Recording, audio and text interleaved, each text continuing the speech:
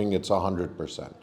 If it's something they're very interested in it, they will stay very high in their, what you call, engagement. So they're participating, they're listening to what you're saying. If it's not that interesting to them, or if they feel like you're being confusing, or it's just the story is going a little left and right, you start losing their attention. You never want to do that.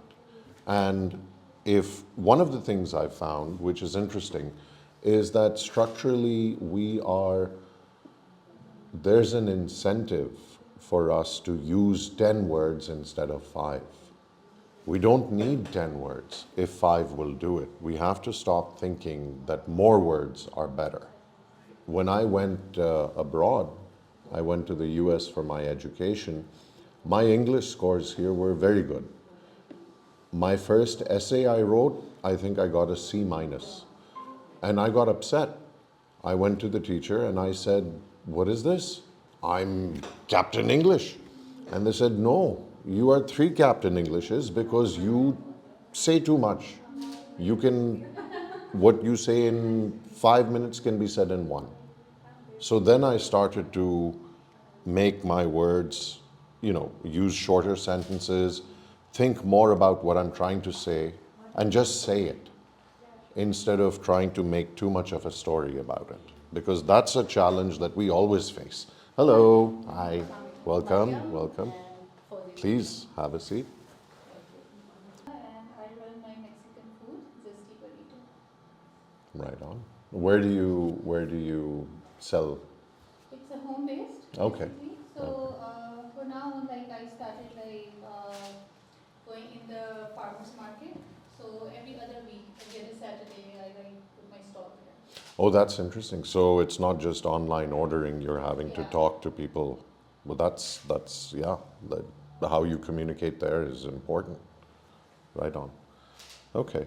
So Rizwan was telling me a little bit about his career journey and how he's studying international relations and how he got to that point. And we were just talking a little bit about how when someone asks a question, a lot of us start going into kind of a pre-planned answer or things that we have thought about already, and that can take us away from the actual question. So it's very important to pause. When someone asks you a question, stop, repeat the question to yourself. And there's actually evidence that says someone who pauses before they respond is more likely to be listened to more closely than if you just say something immediately back. So in back and forth, there's lots of action, lots of noise, things get lost. But if someone stops, waits to get your attention, and then starts talking, that's a better plan. You're going to be heard more, and it's going to create a better impression. So, for instance, ask me a question. Anything. What do you do for a living? What do I do for a living? I teach people to communicate English after a successful career in finance in the US over 20 years. So that's kind of everything I've done. It's also a little bit about what I used to do, because you don't want to say, "Oh, I teach English." That, an answer can actually stop a conversation if the answer is very pointed or too short. Then the person can feel, okay. Which brings me to my That's- next question. What made you switch? And what made you come back to Pakistan? I came back to Pakistan for a lot of reasons, which would probably take this entire class. But I have family here, I have friends here. I left when I was 18 and didn't visit much. And I spent 20 years in the same profession, so I got tired of that and wanted a change, basically. And when I got back here, I found that banking in Pakistan is nothing like banking abroad. It's a very, very different system. So I didn't feel like I had the right skills for it. And then I noticed that We have a Pakistan is very interesting. We have good English. We are taught English well. There's a lot of attention paid to it. The structure of our sentences, grammar, syntax, you know, the spelling, the building out of a sentence, this we're good at. But in terms of speaking, that is where we start to lose ground on someone who speaks it every day. So that has to be addressed. And the way you address it, at least in my opinion, is practice, practice, practice. So think of different scenarios, think of different situations, run them in English, because that's how you'll build those muscles, build that muscle memory. And the first step is here, because we speak in English. You've got to communicate with me in English. It's a very low pressure environment. You can make the biggest mistake of all time with English. Who cares? Do it here, now, in this room, where we can all laugh about it and go forward knowing what not to do and what to do. Because you don't want to make a mistake like that in an interview or on a conference call or, while you're speaking to people in a social setting. Get the practice now, and you will find that it benefits you in every sense going forward. Personally, professionally, your own sense of confidence. It's a good thing to have. So was the lack of quality what made you choose teach English in Pakistan? No, it was the lack of an opportunity to practice that people find where they really focus on speaking English. Now, what we do is we take Urdu and English or Punjabi and English and we make a little bit of a omelette out of it. And if we both speak the same language, then the communication is flawless. We jump back and forth. But if you're speaking English and English only to someone who doesn't speak any other language, it becomes pressure on you automatically. You start feeling, okay, I have to say everything in English. All of a sudden, you've put yourself out of your usual comfort zone. So you have to recognize that that is out of your comfort zone, and then you have to start taking steps to address it. And it's really that simple. So how is culture shock any different than teaching for IELTS? For IELTS, because the IELTS is something, your scores on the IELTS will benefit from this, because you can't do this and not improve your English overall. With that said, the IELTS are a check mark on your way abroad. There are people who literally pay to have their band jumped from 6 to 7 or whatever it is.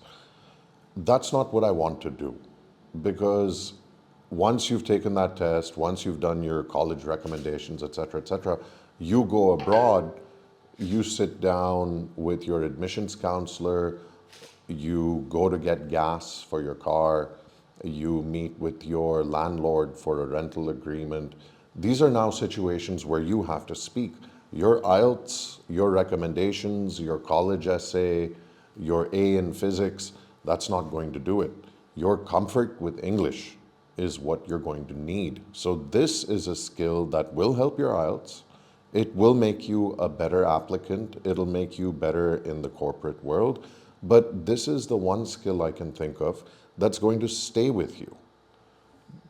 Do I care what I got on my SAT 20 years ago? No. Does anyone ask me what those scores were? No. At the time, was it the most concerning thing I was doing? Yes. But there are things I could have been doing alongside it that would matter long after my test scores became irrelevant.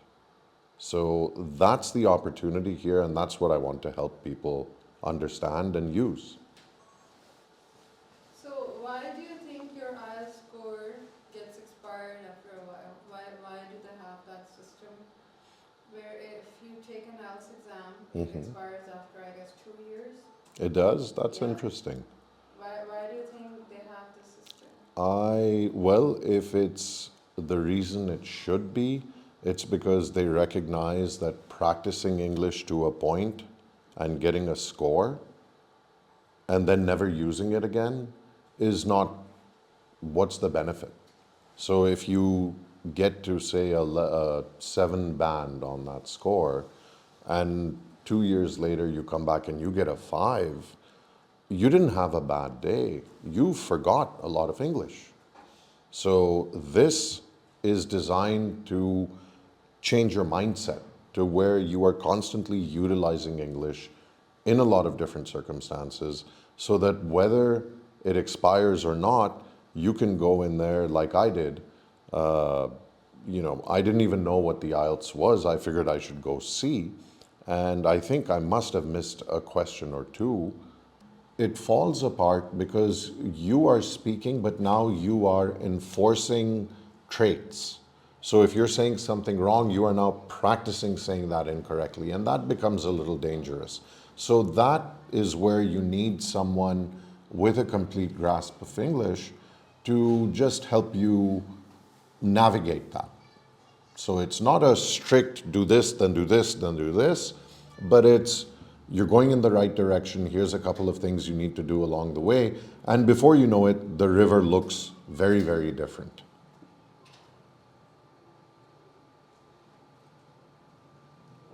So, and then I think we have another hand up. And feel free to cut into me at any point.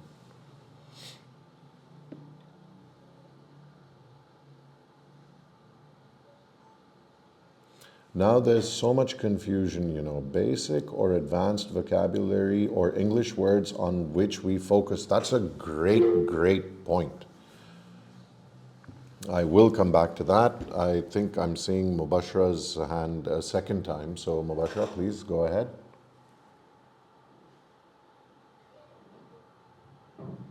Assalamu alaikum, sir. Assalamu alaikum. Walaikum assalam. How are you, sir? I'm How's the session going? doing very well, thank you. And you? Well, assalamu alaikum. I'm Bashra Gufran, and I love 10 sessions in which we can learn knowledge and get credit to others as well. I kind of disagree with one thing you were saying right now, that English is very important. There was once a teacher who wrote one thing on a blackboard with a chalk and let listen. And I was saying, I'm proud to be a Pakistani in my language as well. Wait. This sounds very interesting, but I want you to pause right there for a moment. Can we do something about the audio? It's the internet connection. Is it because I can't understand what she's saying? Yeah, maybe you can try to lower the volume of the microphone. There's echo. Of my... Laptop. Okay. All right. Let's try that again. Please go ahead. Okay, उन्होंने blackboard पे लिखा था वो कौमें जो अपनी कौमी ज़बान भूल जाती है लिखना, they fall, and this is what we are facing right now. Sorry to say. Qawmi This is Zaban. what we are facing. Kya? She's basically saying Yes. that the teacher wrote on the blackboard once Yeah. a phrase Yeah. that those nations who stop speaking their own language, their Yeah. national language, they fail. Basically, those nations fail. Sure. I have no problem with that attitude. The key is in understanding that this is not an either or. This is and.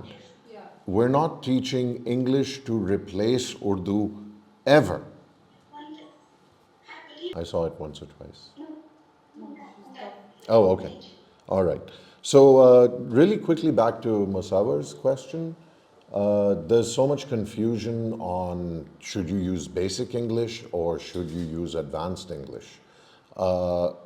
This is where you take a step back from that question and realize that that's not even the question. The key is knowing when to use it.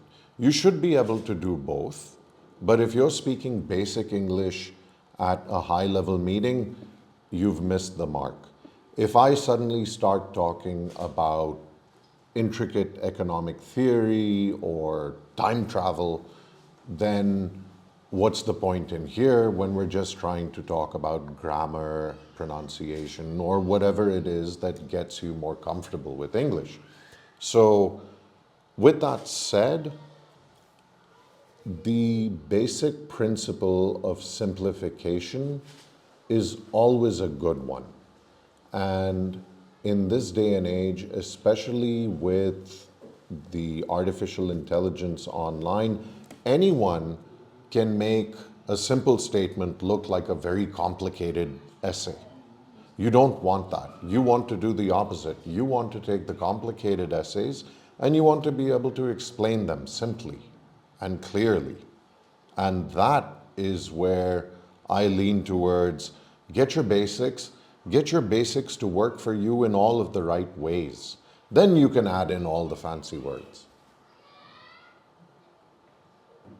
Because you can have a conversation, a very meaningful, in-depth conversation without ever having to use words where traditionally you might go, oh, he just said juxtaposition, he must be smart. That's not the idea. If you have a conversation with someone, he has a point to make or she has a point to make, that point gets made, you have questions, those questions get answered. That is a solid conversation, not just throwing some big words at someone. That actually people are now a little allergic to.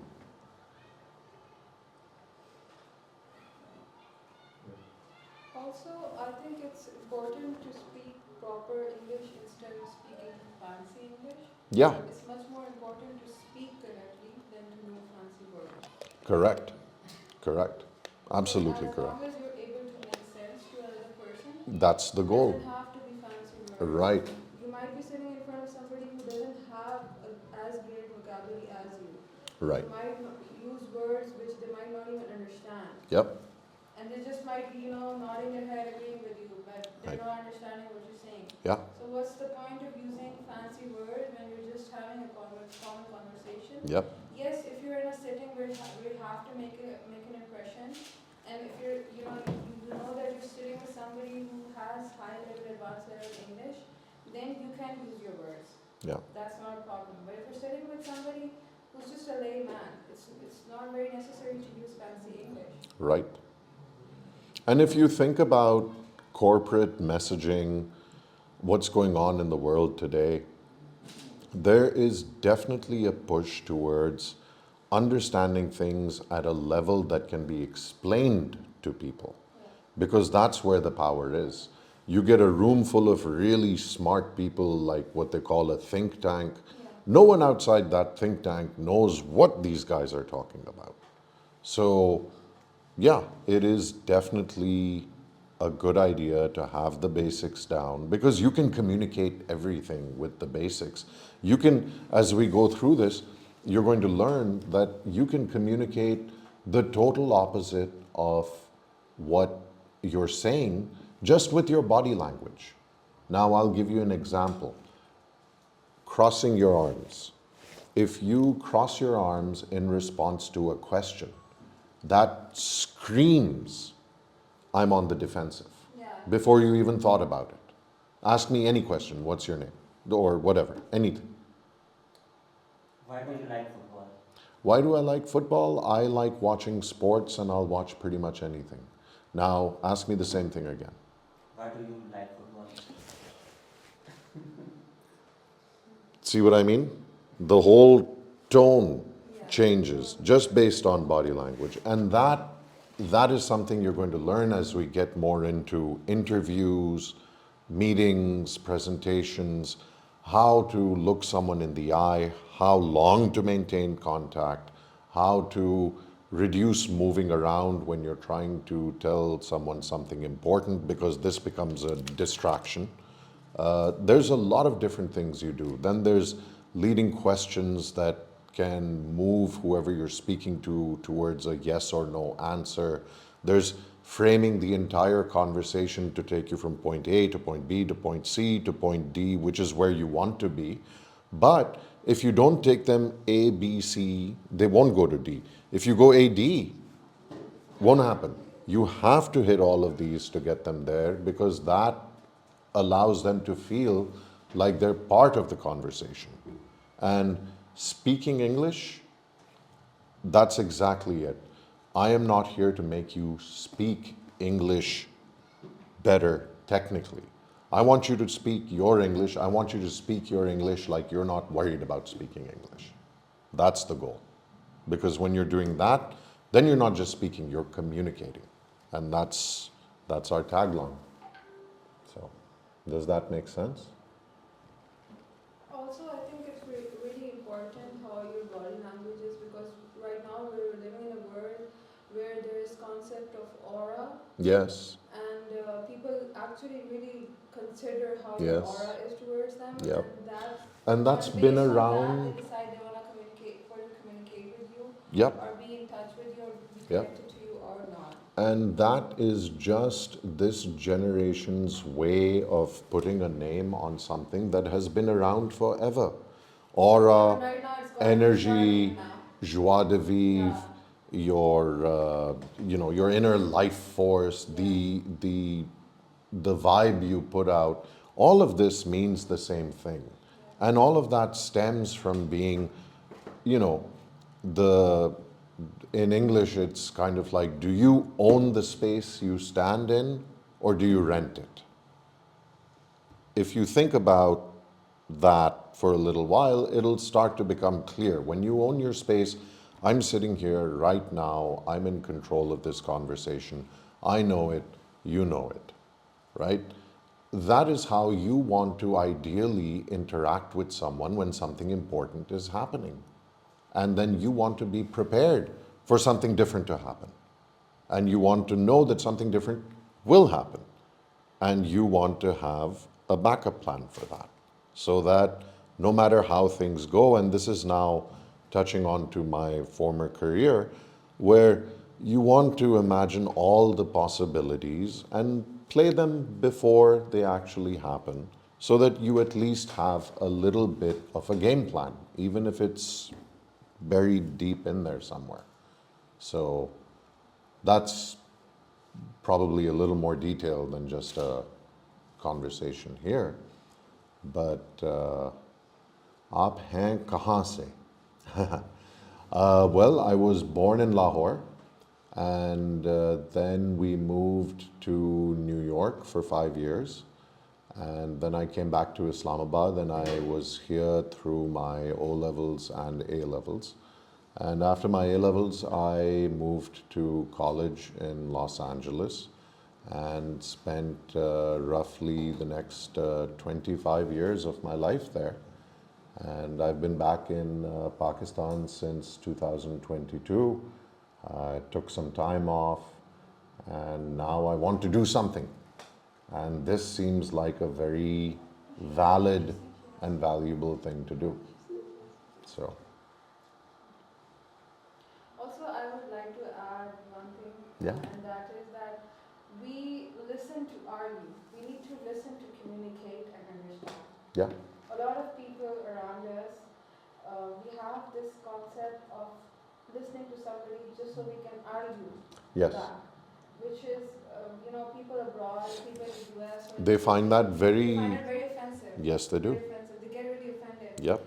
If they put forward a point, and even if you are negating that point, but there has to be a way to negate Absolutely. that. You can't make somebody sound stupid, or You don't want to Yeah. outright confront people depending on how well you know them. Yeah. If you have a differing point of view, you can either leave that conversation with now someone who doesn't like you, or you can get them to agree with you and think that you're actually very smart.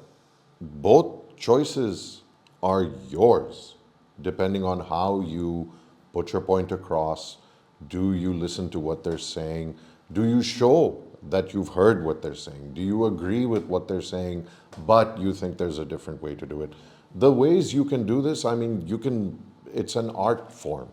We start with the basics, we show you what all is possible, and then you will fill that yourself with your own experiences over time. But what this does is, and what we're doing now is, we've got you thinking about the English that you speak. That is step one.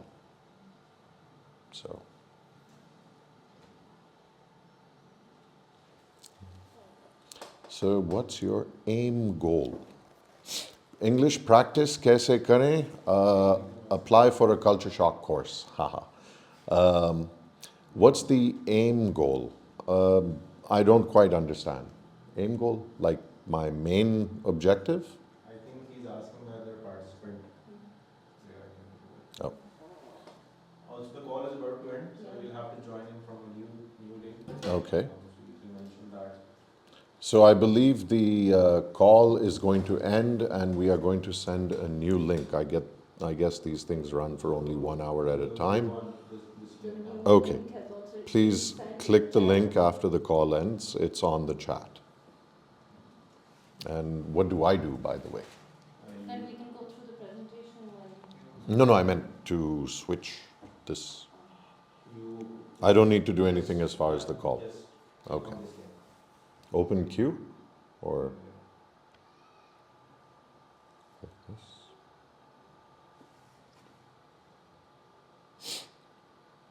Well, the criteria is for me to feel that I can actually actively help you. Because I'm not looking to teach, how to construct sentences and the schoolwork. If you have a certain basic command of English, if you are looking to really utilize specifically what I'm trying to provide people, then yeah, you're in. So, but I'm not going to take people and put them with widely differing capabilities. So it's got to be a classroom, if you will, or a conversation room where everyone's able to talk to each other.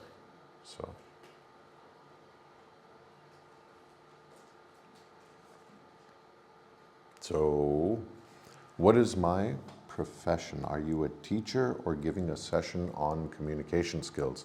I am both. I am teaching communication skills.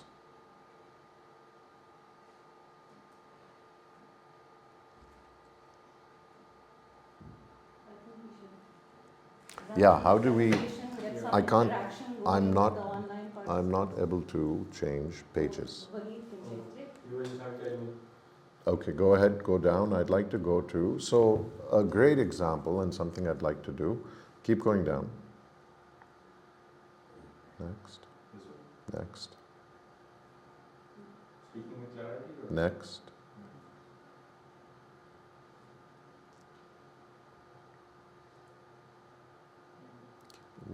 Here we go.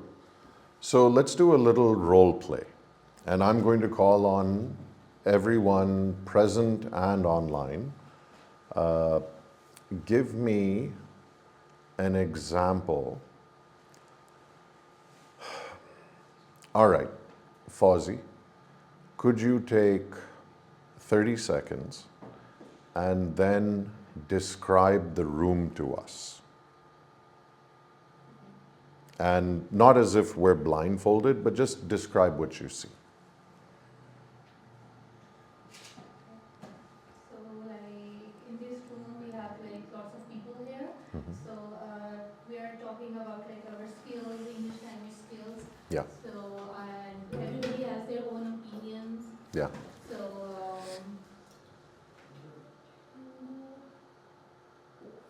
Okay. Hasib, same question. Describe the room.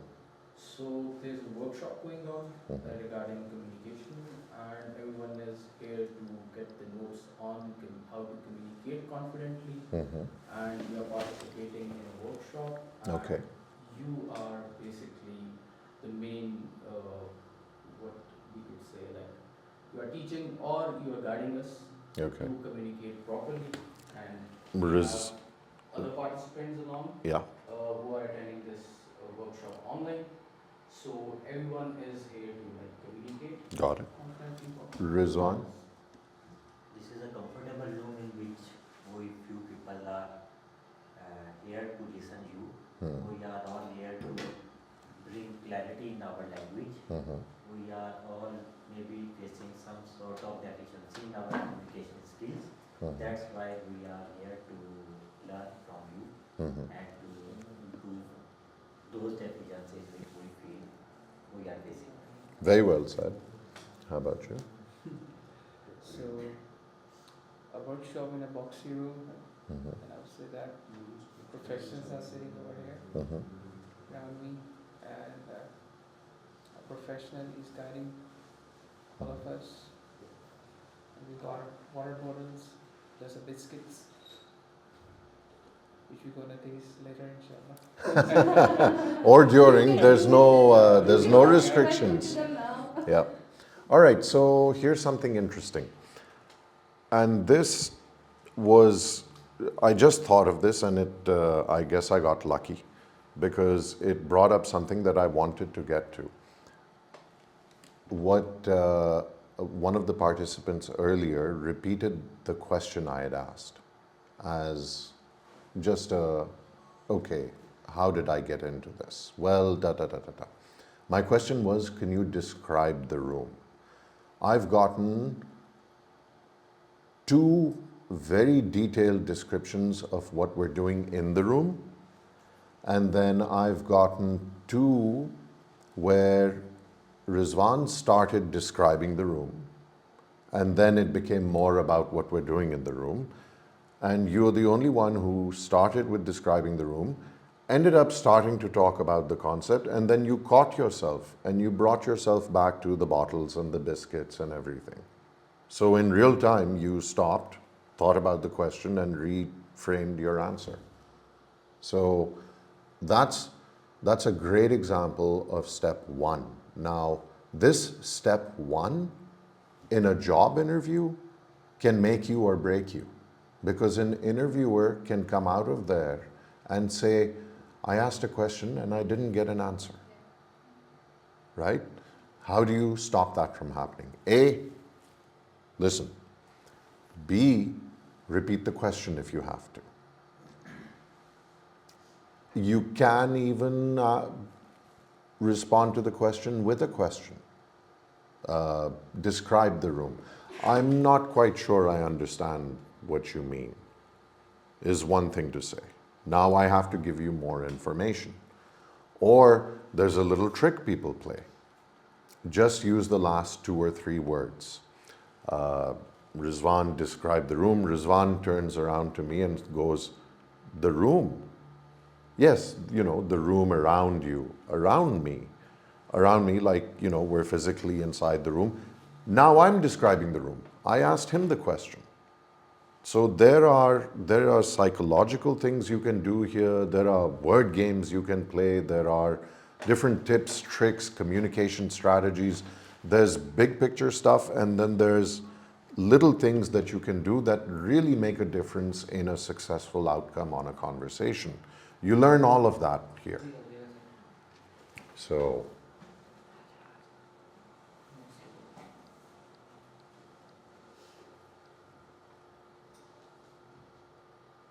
if you, while we're talking about sort of things that I used to do, grounding yourself. When you're getting ready for a presentation or a meeting or something important, a phone call, anything, do 5 things. You have 5 senses: smell, touch, taste, help, hearing, and what I miss? Seeing. Yeah. Sit down, list 5 things that you can see, hear, smell, touch, and taste to yourself. And what you'll find is just doing that will force you to slow down a little and avoid one of the biggest problems we have when we're communicating with people. We rush. We speak so fast that no one understands what we're saying, but we've said everything we need to say, so now we're okay. That's What? the first thing I noticed about you. Yeah. Take your time. Take your time. It is statistically shown that if you slow down a little, you have better outcomes, you have more success. Mubashra has a hand up. Yes, Mubashra? Sir, I had the same question regarding what you're talking about right now. Yeah. That sometimes we watch people in CNN, they speak so fast that we are not at par to understand Yep. the news properly Yep. and listen it. Yep. So my question, we should invest too much in such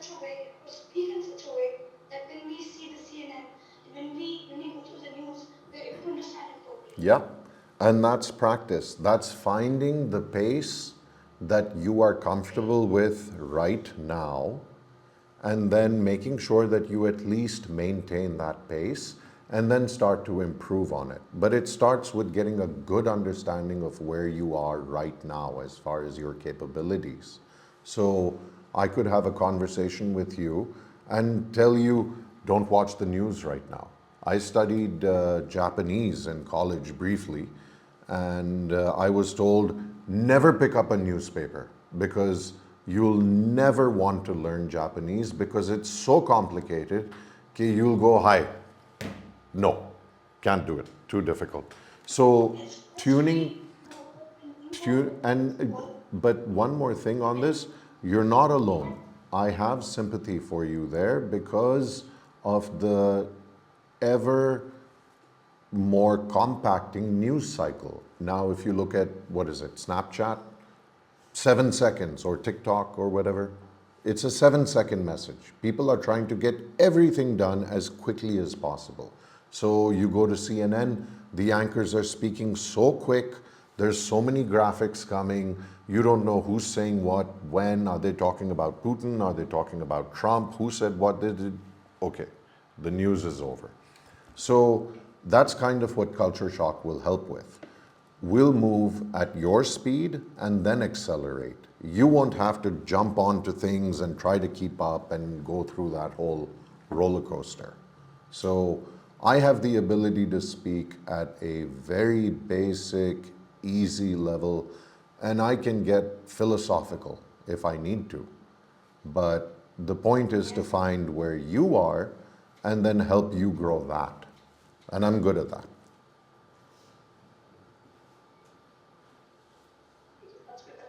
Okay, thank you, Armstrong. You're welcome.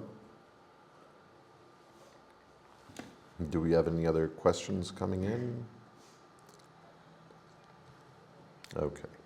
So let's try another one.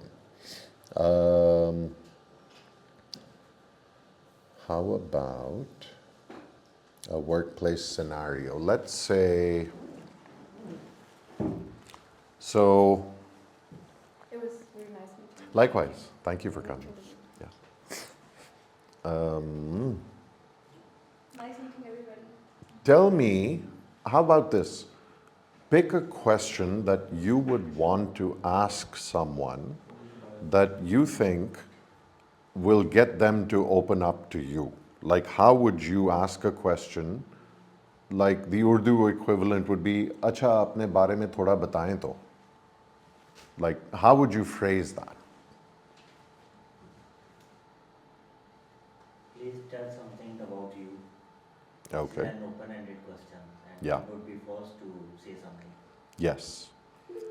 Please tell me something about you is very open-ended to the point where the response you might get is, okay, what do you want to know?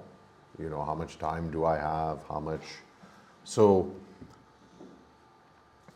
tell us about yourself. Okay, that's one. How about another?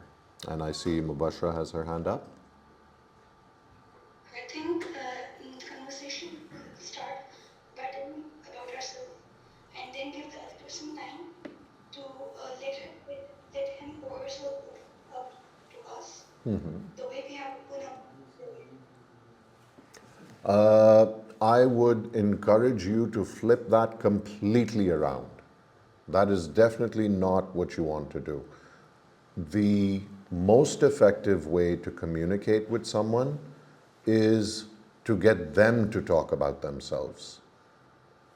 If you start by talking about yourself, you've automatically made a lot of assumptions that they're interested, that they want to hear what you're going to say, and they're also thinking, okay, whatever it was that I was going to say, apparently he or she gets to go first. So you're creating, everything going into this is, it's not divine, it's not positive necessarily.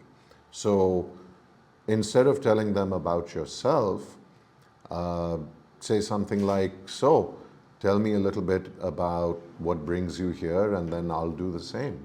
So that way you're saying what you're doing is you're setting a game plan.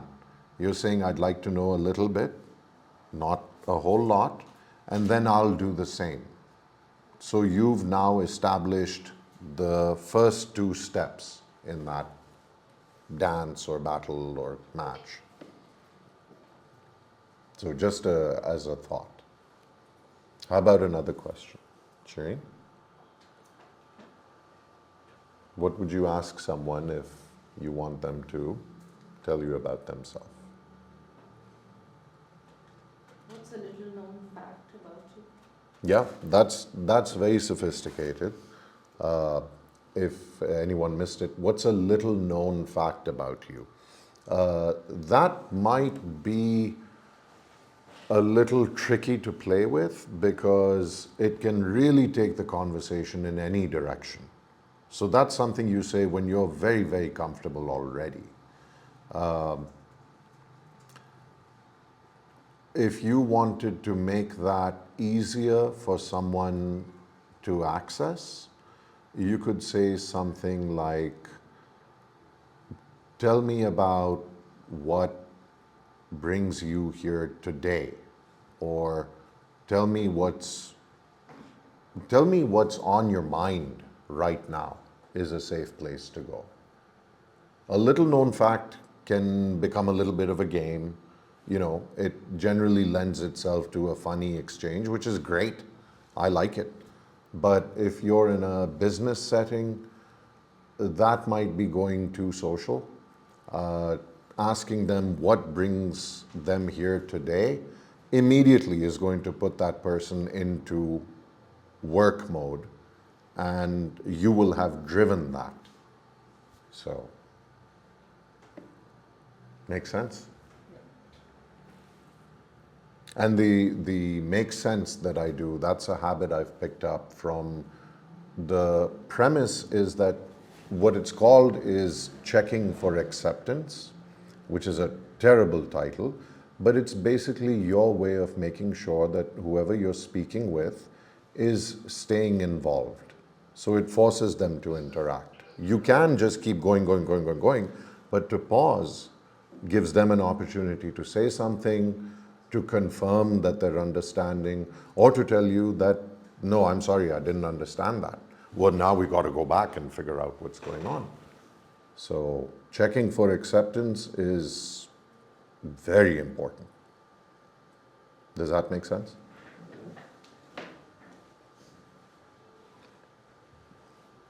So, let's see. So let's talk about tone, clarity, and body language real quick. Do you find yourself using a different tone in English versus your native language? Are you louder, softer, more direct? Do you notice a difference in yourself? I am more conscious while speaking because I know that I am prone to making mistakes. Yes. So you're already looking for them when you start speaking. Part of your mind is thinking, I will make where will I see a problem? Yes. Yes. All right. Thank you for coming. All right. Sounds good. My pleasure. Otherwise, like I maintain the same tone, I guess. Mhm. And there is Thank you not so a much. big difference Thank you. Thank you. Thank you. in my pitch. Mhm. That is, I think, almost the same. Okay. That's good. That's good. And now you're aware of it, now it's something to think about. When you're speaking in Urdu, just compare it. Say the same thing in English. See if you notice any differences. Because once you notice those differences, you're going to keep coming back to them, especially if you're looking to self-improve. Once you know, if I tell you that, for example, I'll tell you something I meant to tell you. When you introduced yourself and started telling me everything, you had a lot of activity. That is the perfect time for you to be very, very still. You want people listening to you. not looking at you getting a bottle of water or a tissue or getting comfortable. Sit back, relax, be comfortable, then answer the question. They will wait. They've asked you a question. Don't make them wait for 10 minutes, but 5 seconds just to make sure that you're in the right mental space is very helpful. And you understood that because as soon as I said that, I saw you relax. So these are, I'm bringing that up not to show you that I'm good, but to show you that there are very simple links that once you understand and you start to practice, this becomes natural to you very, very fast. And then once the train is out of the station, then that's it.